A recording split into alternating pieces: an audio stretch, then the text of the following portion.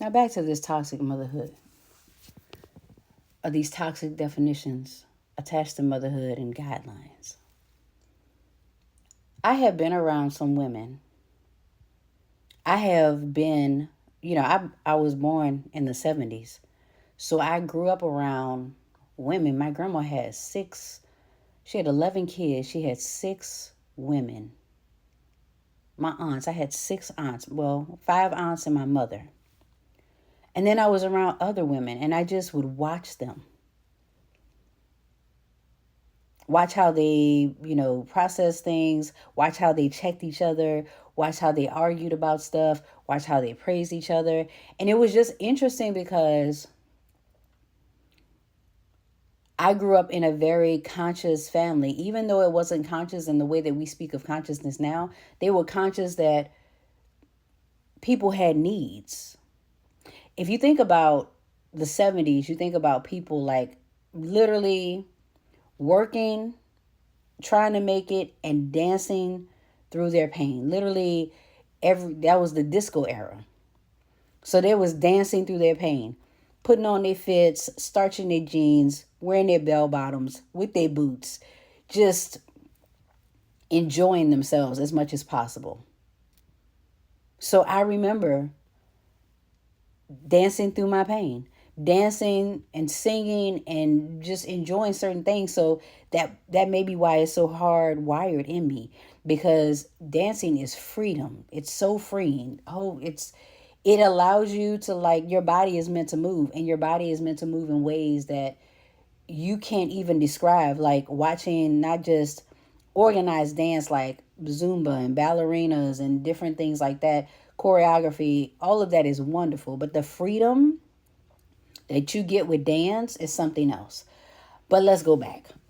We're talking about toxic motherhood and how I had friends.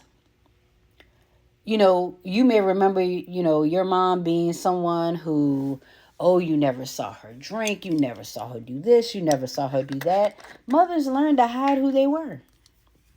Because children judge too. And children pick up the judgments of the people around them. So the dads, the aunts, the uncles. Yeah. So kids learn to judge as well. Like, mom, you shouldn't be doing that. Or mom this or mom that. Like, mothers were continually policed by those that they loved. Because there were standards. There were these things that people believed were supposed to happen and not supposed to happen, and what a mother should and should not do, and what a mother should and should not wear, and what meetings she should be attending, and all kinds of stuff. Like, where are we with that though? Because we can take a mother to a meeting, we can take a mother to all these different places, and I had friends who stayed.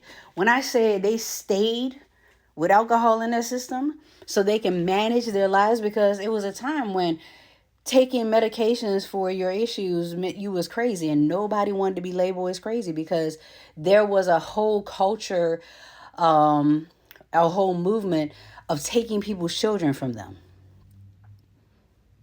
because they were crazy.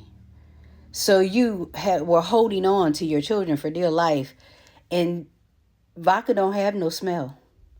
So I had friends who was managing their lives one sip at a time. So when you live in a society that creates a situation where you can't be yourself, where do you think that all of these different vices come from? Ways of managing how you do things. Like, there are people who drink to manage their life. There are people who smoke to manage their lives because they're told they need to do it a certain way, but they're going to do it however they can. There are literally people who have sex to manage their lives. There's people who do art to manage their lives. There's people who prostitute to manage their lives. Like, whatever that looks like. And I'm talking about men and women prostituting, because that's what it's called. It's only called prostituting if it's women, but men prostitute too. If you look pretty on the arm and you getting paid, yeah, and you pay for, you prostitute too. And I know that this is something that seems like it's not healing, but what's healing about it is awareness. When you bring awareness to something and how toxic it can be, like who people are we never really get to see that because society does not, it requires this masking where people walk around as what needs to be reflected by those around them. But inside, you're something else. And so there was a level of freedom in the generations that came before us because they got to the point where they didn't care anymore. So when you're thinking about what a mother is doing and how she's doing it, or even a father, like there are fathers who have no idea how to father. They don't know what that looks like. And they've been taught to judge other people who are other males who are too nurturing. Oh, he a simp. What? Simp to his wife, his girl, his kids? Because he cares for them? You don't know what is reciprocated in that relationship. You're not in that relationship. And there are people literally who will sell their soul for a hot meal that's not going to poison them.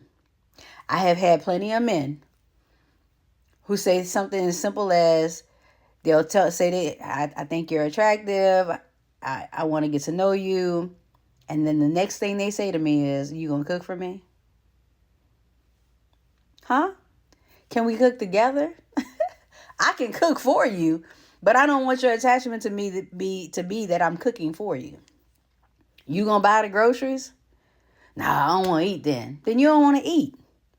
Because you don't want to buy the groceries and you don't want to cook the food. Like, so you just want a maid.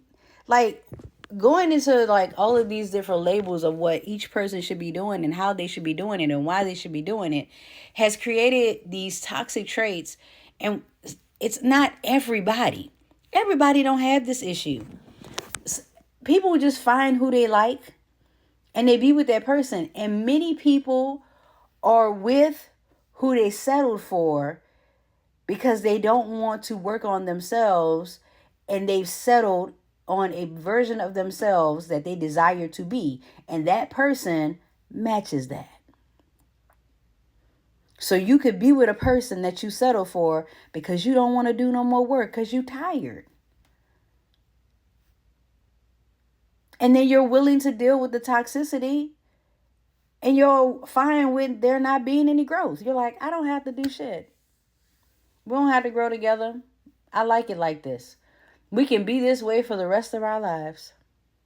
There are people who decide that. And there'll always be someone who will judge it. And only when it gets extremely like tiring, when you're like, there must be something else. Like you'll get a wisp of something new. You might think about it. It might change a few things about you. But most of the time, if you really are comfortable where you are, you'll revert back to who you've always been. Because it keeps that person who they've always been. And you both choose to settle together. And that's not a bad thing all the time. Because some people didn't come here to do the work in this lifetime. They just didn't. There are people who came to do the work. And those people are moving. I don't need who I am now. I don't need who I am now. I need a reflection of who I'm becoming. And I need us to continue to reflect that and evolve with each other. We don't have to be the same person. We don't have to want the same things. But we need to be continually working on ourselves and genuinely are evolving with each other. I don't need another version of me. Unless there's a better version of me. I don't want to be stagnant. The work that I came here to do will not be stagnated by love. Like literally. And I love love. I love to be loved. I love to love. I'm a lover girl. But what I'm also not going to do is stagnate myself to the point where I feel like I'm stuck and withering away because you will decay. You will feel like nothing is moving and it will suffocate you. So if toxic labels of motherhood is keeping you stuck, you have the option. People be like, oh, I can't get rid of my kids. It's not about getting rid of the kids. It's about getting rid of the version of you that keeps attracting the people that don't honor who you are. Because you're going to love them kids regardless.